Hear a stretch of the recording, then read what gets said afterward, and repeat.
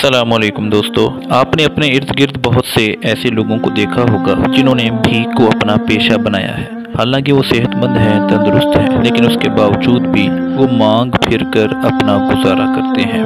ऐसे लोगों के लिए इस्लाम ने बड़ी सख्त वईद सुनाई है। सही मुस्लिम में हदीस है, सैयदना अबू हुरैरा रज़ी अल्लाह तआला अन्हु बयान करते हैं, रसूलुल्लाह सल्लल्लाहु अलैहि वसल्लम ने इरशाद फरमाया कि जो बंदा माल बढ़ाने के लिए, जमा करने के लिए लोगों से मांगता है तो वो जहन्नम के अंगारे जमा करता है। तो अब ये उस पर है कि वो जहन्नम के अंगारे ज्यादा कर ले या कम कर ले। इसके साथ साथ रसूलुल्लाह सल्लल्लाहु अलैहि वसल्लम का खास तौर पर उन लोगों के लिए फरमान है जिन्होंने भीख और मांगने को अपना पेशा बनाया है। सही बुखारी की हदीस है, रसूलुल्लाह सल्लल्लाहु अलैहि वसल्लम ने फरमाया कि आदमी हमेशा सवाल करता रहता है, मांगता रहता है, हत्ता कि वो क़यामत के दिन इस हालत में आएगा कि उसके चेहरे पर गोश्त का एक टुकड़ा भी नहीं होगा। जो लोग सेहतमंद हैं, तंदुरुस्त हैं, उसके बावजूद भी वो गदागरी के पेशे को इख्तियार किए हुए हैं, तो उनके लिए इस्लाम की ये बड़ी सख्त वईद है।